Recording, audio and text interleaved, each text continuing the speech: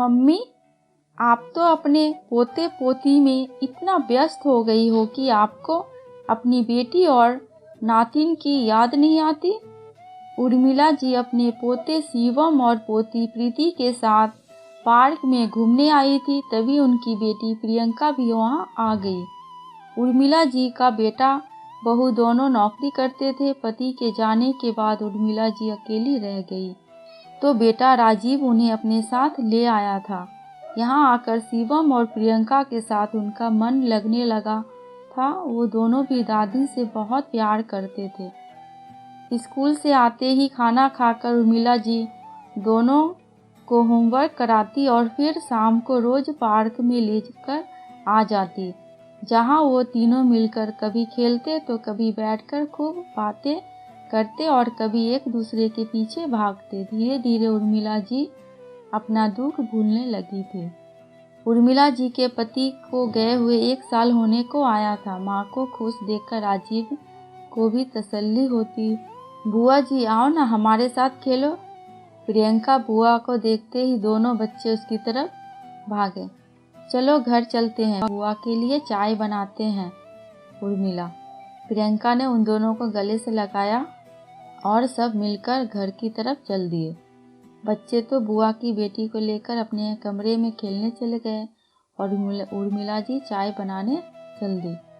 Mummy, आपने मेरी बात का जवाब नहीं दिया। जब से आप यहाँ आई हो भाई भाभी ने आपको नौकरानी बनाकर रख दिया है। आप तो उनके घर की चौकीदार बन गई हो। खुद तो दोनों सुबह ही ऑफिस चले जाते हैं और पीछे आपको छोड़ जाते हैं घर का ध्यान रखने के लिए, उनके लिए खाना बनाने के लिए, उनके बच्चों को ध्यान रखने के लिए।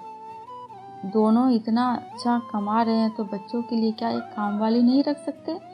आप मेरे साथ चलो, वहाँ आराम से रहना। कैसी बातें कर रही है बिटिया? अपने घर में कोई नौकर या चौकीदार होता है क्या? एक घर की जिम्मेदारी परिवार के हर सदस्य की होती है। कोई कुछ करता है तो कोई कुछ। मैं भी तो बच्चों के साथ खेलती हूँ तो मेरा मन लग जाता है।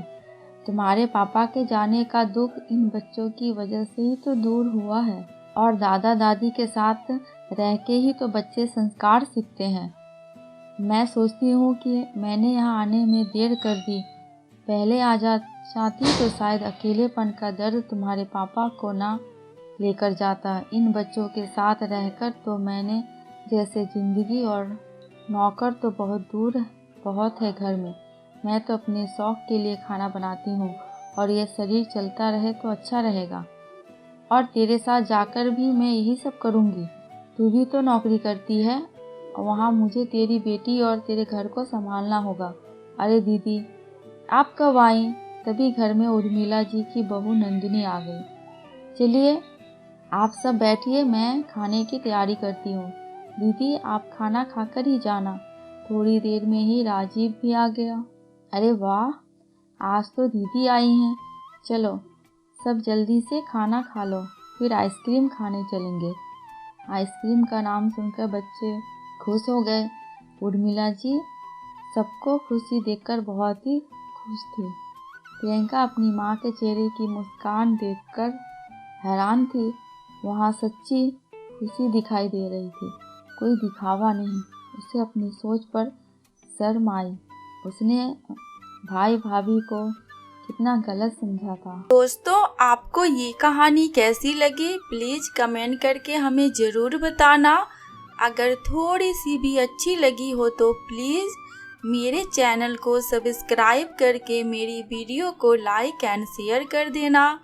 अंत तक वीडियो में बने रहने के लिए आपका दिल से बहुत बहुत शुक्रिया।